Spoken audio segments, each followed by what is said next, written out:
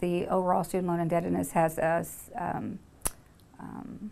exceeded what people have in credit card debt, so that's pretty significant. Marilyn Baker heads up the Department of Financial Aid at Missouri Western. She says the school goes to great lengths to make sure both students and parents are well educated on loan debt. Incoming freshmen may not be thinking about overall student loan debt, but definitely as students go through their sophomore, junior, senior year, I hope that they are thinking about the student loan debt that they're incurring. According to the quarterly report on household debt and credit, Americans now owe more than 3 times the amount of debt from just a decade ago. Nearly $1.2 trillion of that in student loan debt as of March 2015.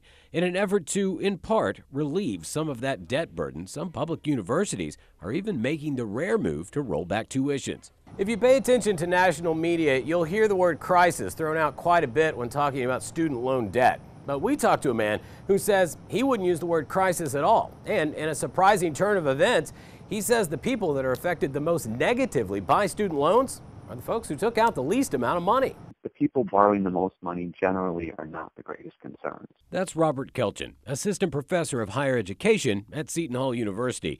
He says students incurring the largest debt, more than not, are those who end up with the best ability to pay off that debt. A lot of the people who are leaving school with $100,000 in loan debt, they aren't leaving with a bachelor's degree. They're leaving with a master's degree. They're leaving with a law degree, a medical degree, fields that tend to have pretty good salaries compared to maybe if you have a $100 a month payment, but you're scraping by a minimum wage after dropping out of college after a semester.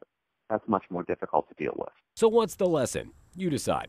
Robert Kelchin says taking a larger loan may actually benefit those who might otherwise drop out because of schoolwork conflicts. However, Marilyn Baker suggests being aware of what your debt will be and prepping to make sure you can pay it. Understand how much overall student loan indebtedness they have, what their minimum payment's going to be when they do graduate, and also what kind of salary do they have to make in order to make those payments. Alex Flippin, Fox 26, KNPN.